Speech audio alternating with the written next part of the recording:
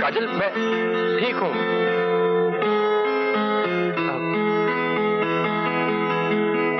चलो। मार डालूंगी।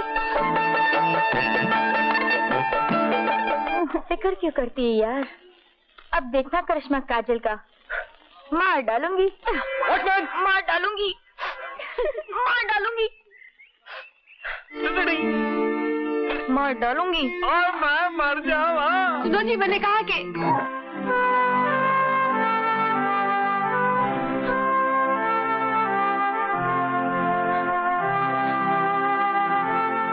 मार डालूंगा। नजर से देखना। अच्छा, तो मैं अपनी आंखें बंद कर लेती हूँ। कई साल बीत गए, लेकिन आज भी अगर सुपरस्टार दिव्या भारती का जिक्र आता है तो बात उनकी मौत के सवाल पर आकर रुक जाती है।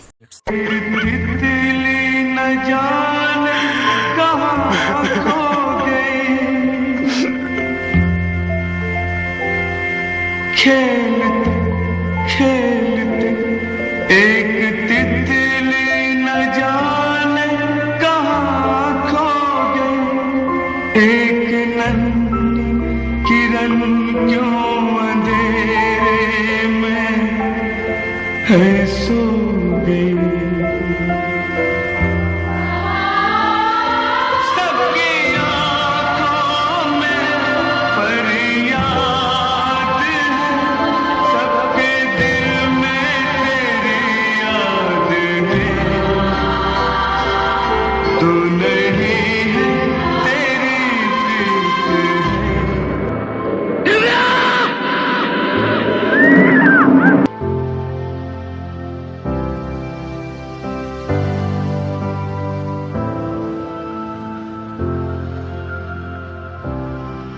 ऐसा हुआ है कि बुलाए नहीं बोल सकता कोई आदमी क्या। और उनको अचानक से पता चलता कि ये दिव्या की मम्मी है तो सेम क्वेश्चंस पूछते हैं, क्या हुआ, आपको कुछ पता चला, कैसे हुआ, मर्डर था क्या?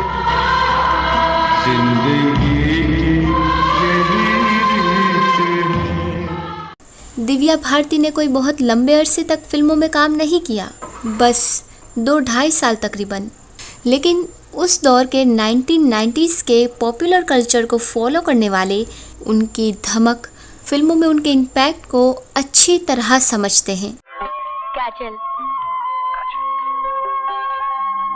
वो काजल जो आंखों में लगाते हो या बच्चों को नजर से बचाने के लिए? दोनों। जबरदस्त पोटेंशियल जो 1993 की उस रात एक झटके में खत्म हो गया। 25 फरवरी 1974 को मुंबई में जन्म हुआ।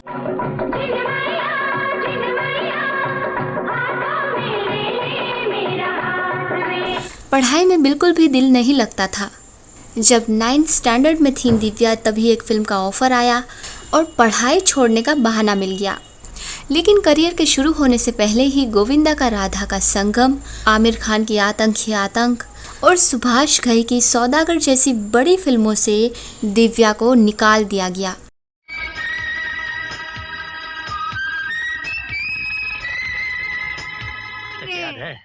आज हाथ नहीं पकड़ोगे? फिर 1989 में उन्हें तेलुगु फिल्म बॉबीले राजा के लिए उन्होंने बतौर हीरोइन साइन किया गया। दिव्या की उम्र उस समय 16 साल थी। मैं हंसती बहुत हूँ, देखो ना आंखों में आंसू आ गए। फिल्म बड़ी हिट रही, तो इस तेलुगु फिल्म की बड़ी कामयाबी ने दिव्या के लिए बॉलीवुड के दरवाजे भी खोल दिए।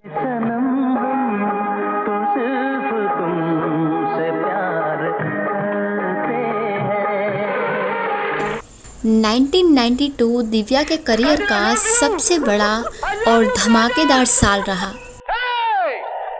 मेरी जान है रे तू।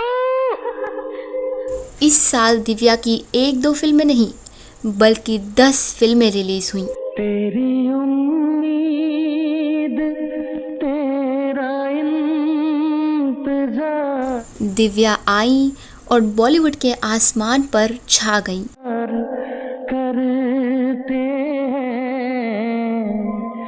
1992 की शुरुआत में तो लगातार 3 हफ्ते दिव्या की 3 फिल्में रिलीज़ हुईं। पहली फिल्म थी विश्वात्मा, दूसरी दिल का क्या कसूर और तीसरी थी डेविड धवन डायरेक्टेड गोविंदा के साथ शोला और शबनम, जो बड़ी हिट थी। शोला और शबनम की शूटिंग के दौरान ही एक young producer Sajid Nadiadwala film के हीरो गोविंदा से मिलने आए। उनकी मुलाकात दिव्या से भी हुई, प्यार हो गया और फिर 1992 में ही साजिद नडियाडवाला और दिव्या ने निकाह कर लिया। मुझे तुमसे प्यार हो गया है, लेकिन हम आपसे प्यार नहीं करते। मगर किसी को प्यार करने से तो रोक नहीं सकते। क्या करूं? बोलो क्या करूं कि तुम्हें यकीन आ जाए? जान दे दो अपनी, जान दे दो। हमने ऐसा तो नहीं कहा। ये निकाह इसी तुलसी अपार्टमेंट में हुआ जो उस वक्त साजिद का घर हुआ करता था। तो स्टारडम के साथ साथ पर्सनल लाइफ में भी खुशियाँ दिव्या को गले लगाने को बेताब थी। दिव्या ने 20 तेलुगु और हिंदी फिल्मों में साइन कर ली थी, दिन रात शूटिंग करती थी और चाहती थी कि अपने माता पिता के लिए एक बड़ा सा घर खरीदे। और आपको तो मालूम ही होगा कि शाहरुख खान की पहली ही हीरोइन थी दिव्या भारती। तुम औरतों का भी अजीब है, अच्छे भले आदमी को देवता बना देती हो।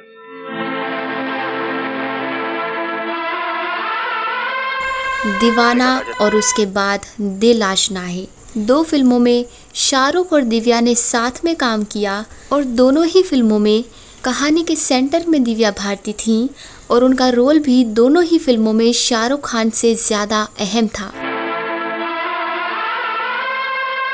देखा काजल, मैंने आज तुम्हें पा ही लिया।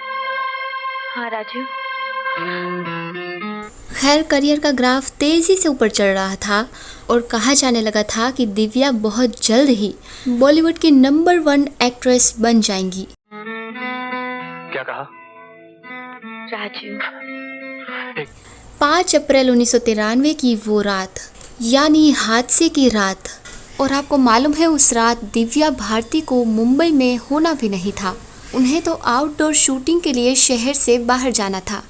वो 4 अप्रैल को एक दूसरी आउटडोर शूटिंग से चेन्नई से वापस मुंबई लौटी थी और उसी दिन वो अपना घर देखने नए नए फ्लैट्स देख रही थी। वो नेपच्यून अपार्टमेंट्स में उन्होंने एक बड़ा सा घर अपने माता पिता के लिए फाइनल किया और बेहद खुश थीं। उन्हें उसी रात एक दूसरी आउटडोर शूटिंग के लिए निकलना था, लेकिन उन्होंने फिल्म के प्रोड्यूसर को फ़ोन करके कहा कि मैंने घर खरीदा है और ये खुशी मैं अपने माँ बाप और दोस्तों के साथ बांटना चाहती हूँ, इसीलिए वो आउटडोर शूटिंग एक दिन के लिए पोस्टपोन कर दी। जिस 5 तारीख को उन्हें मुंबई में रहना ही नहीं था, वो रुक गई। खैर 4 अप्रैल की शाम को एक 4 बेडरूम फ्लैट की डील फाइनल करके वो वापस तुलसी अपार्टमेंट वाले घर पहुंची तो उन्हें अपने पति साजिद कहीं बाहर जाते हुए मिले। फिर दिव्या ऊपर अपने फ्लैट में चली गई। दिव्या तुलसी अपार्टमेंट वाले अपने इस फ्लैट पर पहुंची तो वहां डिज़ाइनर नीता लुल्ला अपने पति साइकेट्रिक डॉक्टर श्याम लुल्ला के साथ मौजूद थी। घर में इनके अलावा दिव्या की बेहद करीबी हाउसमेट अमृता भी थी। दिव्या, श्याम और नीता लिविंग रूम में बैठकर टीवी देखने लगे। तीनों साथ में ड्रिंक्स ले रहे थे, बातचीत चल रही थी। फिर हल्के नशे में दिव्या धीरे धीरे चलती हुई अपने लिविंग रूम की उस बड़ी सी खिड़की की तरफ बढ़ी। उनके माँ बाप का कहना था कि वो अक्सर उस खिड़की के पास जाकर बैठती थीं, मानो खुली हवा में सांस लेने की कोशिश कर रही हैं। इस दौरान वो लगातार अमृता से बात कर रही थीं। अमृता उस वक्त किचन में इन तीनों के लिए खाना तैयार कर रही थी। पुलिस को दिए बयान के मुताबिक नीता और श्याम लुल्ला उस वक्त टीवी पर कुछ देख रहे थे। उनका ध्यान दिव्या की तरफ नहीं था। खिड़की पर बैठी दिव्या ने उनसे बातचीत करते हुए ही लिविंग रूम की तरफ मुड़कर देखा। उन्होंने अपना एक हाथ खिड़की की चौखट को मजबूती से पकड़ने के लिए बढ़ाया, लेकिन इसी पल अचानक उनका हाथ स्लिप हो गया। दिव्या तेजी के साथ नीचे गिरी, जोर की आवाज़ हुई। सब लोग बुरी तरह घबरा गए। नीता, श्याम लुल्ला, अमृता जल्दी से भागकर नीचे पहुंचे। उन्होंने देखा कि दिव्या नीचे तड़प रही थी। खून से लथपथ, ये सब चंद पलों में हो गया था। पूरी फिल्म इंडस्ट्री में हंगामा मच गया था। साजिशों की बात हो रही थी, अलग अलग थियरीज आ रही थी। कॉन्स्पिरेसी थियरीज, किसने मारा, दिव्या का मर्डर है या एक्सीडेंट है, ये सब चीज़ें चल रही थी। दिव्या के शव का पोस्टमार्टम हुआ और उसके बाद उन्हें उनके माँ बाप के हवाले कर दिया गया। साजिद और उनके माता पिता का रोते रोते बुरा हाल था। और फिर दिव्या का अंतिम संस्कार, उनको जो आखिरी विदाई दी गई, उसमें उन्हें दुल्हन की तरह सजाया गया। अंतिम संस्कार हो जाने के बाद भी सवाल ख़त्म नहीं हुए। मीडिया में लगातार कॉन्स्पिरेसी थियरीज आती रहीं। साजिद के ऊपर सवाल उठते रहे, अंडरवर्ल्ड की बातें होती रहीं, लेकिन पुलिस ने बहुत जल्द ही साजिद को क्लीन शीट दे दी। बताया गया कि वो तो उस वक्त यानी हादसे के वक्त घर में मौजूद ही नहीं थे। एक बहुत अजीब सी बात भी पता चली कि उस वक्त की वो जो दिव्या की बहुत करीबी हाउस हेल्प थी, जो बचपन से ही उनके साथ रही थी अमृता, और जो हादसे के वक्त भी वहाँ मौजूद थी। दिव्या की मौत के बाद वो गहरे डिप्रेशन में चली गई थी। पुलिस को भी इंतज़ार था कि कब उनकी हालत थोड़ी ठीक हो तो हादसे की उस रात की कुछ और तस्वीरें ज़्यादा साफ हो। लेकिन अफसोस था और बड़े हैरत की बात भी थी कि 1 महीने बाद अमृता की हार्ट अटैक से मौत हो गई। और आखिरकार दिव्या की मौत के 5 साल बाद 1998 में इस केस की फाइल बंद कर दी गई। कुछ सवाल अधूरे रह गए। 2018 में दिव्या भारती की मां मीता भारती भी नहीं रहीं। लेकिन जब भी फिल्म इंडस्ट्रीज़ के 1990s वाले दौर का जिक्र किया जाएगा, दिव्या भारती का चैप्टर बेहद अहम चैप्टर रहेगा। वो जिंदा रहती तो न जाने और क्या क्या कर सकती थी, लेकिन वो चैप्टर जो बेहद अदरकली उस हादसे की वजह से ख़त्म हो गया। वही जिंदगी, वही मरहले, वही कारवां, वही रास्ते। वही जिंदगी, वही मरहले, वही कारवां, वही रास्ते, मगर अपने अपने मकाम पर, कभी तुम नहीं, कभी हम नहीं।